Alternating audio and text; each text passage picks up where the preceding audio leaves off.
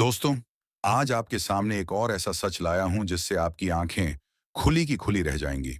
दोस्तों, आपने इंदिरा गांधी की मौत के बारे में बहुत कुछ सुना और पढ़ा होगा। 31 अक्टूबर 1984 को इंदिरा गांधी की मौत हुई थी, जब वो भारत की प्रधानमंत्री थीं। उस उनके दो अंगरक्षकों ने उनको गोली मार दी थी। लेकिन दोस्तों, क्या आपको इसका सच पता है कि इंदिरा गांधी की मौत क्यों हुई थी? आरोप लगाया जाता है कि इंदिरा गांधी को दो सरदारों ने गोली मार दी थी। लेकिन क्या आपको पता है कि अपनी मौत की जिम्मेवार खुद इंदिरा गांधी थी? दोस्तों, आज मैं जो सच आपके सामने रखने जा रहा हूं, उस सच को और उसके सबूतों को बड़े ध्यान से सुनना और देखना, क्योंकि उद्घोष कभी भी बिना तथ्य के आपके सामने कुछ भी नहीं लाता। पूरा सच आपको पता लगेगा तो आपको समझ आएगा कि राजनीति के कोई इतने निचले स्तर पर भी गिर सकता है। दोस्तों, आपने भिंडरावाला का नाम तो सुना ही होगा। भिंडरावाला को अपनी राजनीतिक के चलते इंदिरा गांधी, संजय गांधी और कांग्रेस ने ही इतना बड़ा बनाया कि वो भारत की आंतरिक सुरक्षा के लिए बड़ा खतरा बन गया। और फिर तत्कालीन इंदिरा गांधी सरकार ने भिंडरावाला को मरवाने के लिए ऑपरेशन ब्लू स्टार चलाया, स्वर्ण मंदिर में, जिसको हरमंदिर साहिब भी बोला जाता है। सिखों और हिंदुओं का पवित्र स्थल है। पंजाब में हिंदुओं को भयभीत करने के लिए इंदिरा ने भिंडरावाला को बड़ा बनाया, ताकि हिंदू कांग्रेस को वोट करे। और वहीं भिंडवाला देखते देखते इतना बड़ा बन गया कि तत्कालीन इंदिरा सरकार के सामने एक बड़ी चुनौती हो गया। तब स्वर्ण मंदिर में घुसकर सेना ने कार्रवाई की, जिसमें भिंडरावाला मारा गया। उसी भिंडरावाला का बदला लेने के लिए उन दो सिख अंगरक्षकों ने इंदिरा को गोली मारकर हत्या कर दी थी। दोस्तों, आज मैं जो सबूत आपके सामने पेश कर रहा हूं, उनमें से एक जीबीएस सिद्धू, जो कि रॉ के अधिकारी थे और ऑपरेशन ब्लू स्टार के दौरान ये खुफिया जानकारी जुटाने का काम कर रहे थे, और पंजाब के ही रहने वाले थे। भूतपूर्व आरएडब्ल्यू अधिकारी जी बी एस सिद्धू ने अपनी किताब the Khalistan conspiracy, a former रॉ officer unravels the hiding of the truth, the Khalistan conspiracy में जर्नैल सिंह भिंडरावाले के उदय और पंजाब में चरमपंथ के बढ़ने से जुड़ी कई चौंकाने वाली बातें लिखी हैं। जे बी सिद्धू, जो वास्तव में जी बी इज सिद्धू हैं, ने अपनी किताब में मुख्य रूप से यह आरोप लगाया है कि भिंडराम वाले का उदय किसी अचानक हुई घटना का परिणाम नहीं था, बल्कि कांग्रेस पार्टी के भीतर के कुछ नेताओं की राजनीतिक साजिश थी। सिद्धू की किताब में भिंडराम वाले पर मुख्य बातें, सिद्धू ने भिंडराम वाले और उसके राजनीतिक इस्तेमाल के बारे में निम्नलिखित महत्वपूर्ण दावे किए हैं।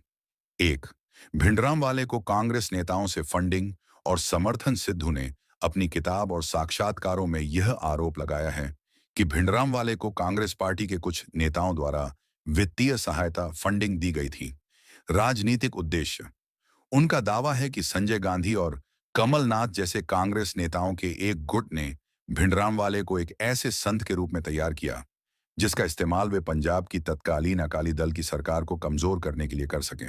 भिंडराम वाले का इस्तेमाल, उनका उद्देश्य एक ऐसा धार्मिक नेता खड़ा करना था जो अकाली दल के राजनीतिक प्रभाव को कम कर सके। सिद्धू के अनुसार इस गुट का मानना था कि भिंडराम वाले हिंदुओं को डराएगा, जिससे कांग्रेस को हिंदू वोटों को अपनी ओर खींचने का मौका मिलेगा, और इस तरह वह पंजाब में अपनी राजनीतिक स्थिति मजबूत कर सकेगी। खालिस्तान की साजिश, सिद्धू का मानना है कि खालिस्तान का विचार 1980 के दशक की शुरुआत में अस्तित्व में नहीं था, लेकिन कांग्रेस के गुटों ने इसे एक नया मुद्दा बनाने का प्रयास किया। उनका आरोप है कि भिंडराम वाले का इस्तेमाल कर चरमपंथ को बढ़ावा दिया गया, ताकि देश की अखंडता को खतरा महसूस हो और बड़ी आबादी भयभीत हो। सिद्धू ने भिंडराम वाले के हिंसक उदय से जुड़ी घटनाओं का उल्लेख किया है। भिंडराम वाले ने निरंकारी पंथ के प्रमुख गुरु बचन सिंह को खुलेआम धमकी दी थी। 24 अप्रैल 1980 को गुरु बचन सिंह की हत्या कर दी गई थी।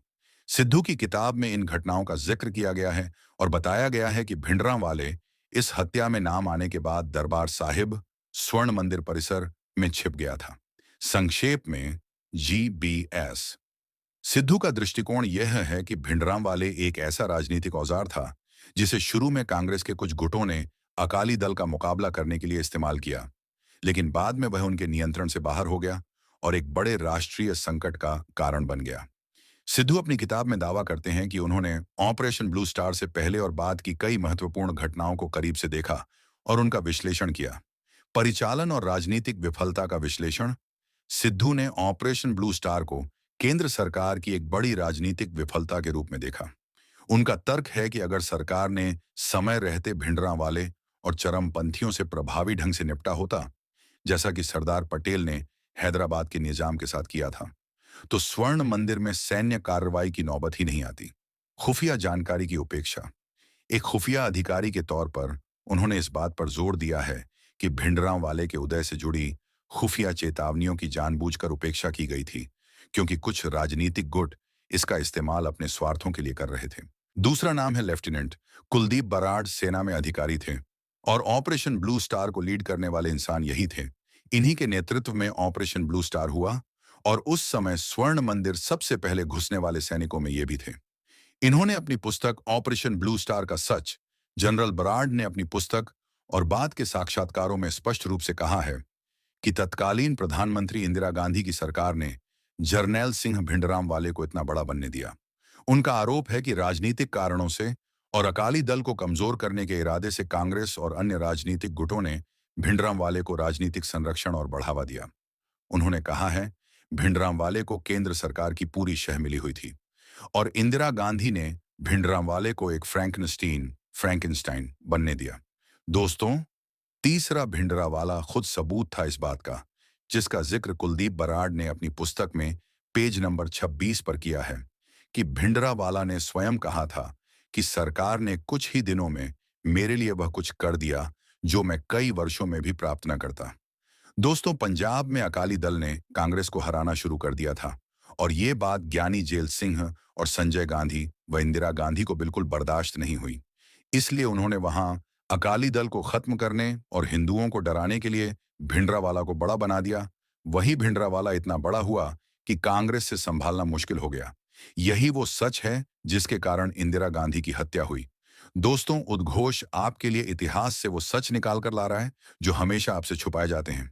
अगर आप चाहते हैं कि ये सच सबको पता चले, तो इस वीडियो को पूरे भारत में शेयर कीजिए ताकि हर भारतीय तक सच पहुंच जाए। पेज को फॉलो कीजिए, यूट्यूब पर उद्घोष चैनल को सब्सक्राइब कीजिए। जय हिंद, भारत माता की जय।